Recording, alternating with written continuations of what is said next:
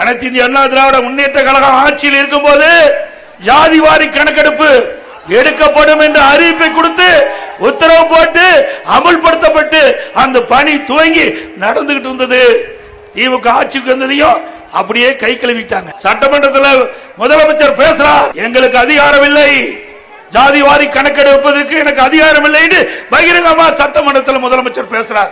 நான் முதலமைச்சர் இருந்தேன்ல, எனக்கு அதிகாரம் இருக்கும் போது ஏன் உனக்கு அதிகாரம் இல்ல? தட்டி கழிக்கிறார். மக்களுக்கு ஜாதிவாரி கணக்கெடுப்பு எடுத்தா அவருக்கு பிடிக்காது, அதனால தட்டி கழிச்சு மத்திய அரசுக்கு தான் அதிகாரம் இருப்பதாக சொன்னார். உடனடியாக மத்திய அரசோடு தொடர்பு கொண்டு இதை தெரிவித்து மத்திய அரசு உடனடியாக ஜாதிவாரி கணக்கெடுப்பு எடுக்கப்படும் என்ற அறிவிப்பை கொடுத்தாச்சு. ஜாதியுடைய ஸ்டாலினுடைய திட்டம் நொறுங்கி போச்சு.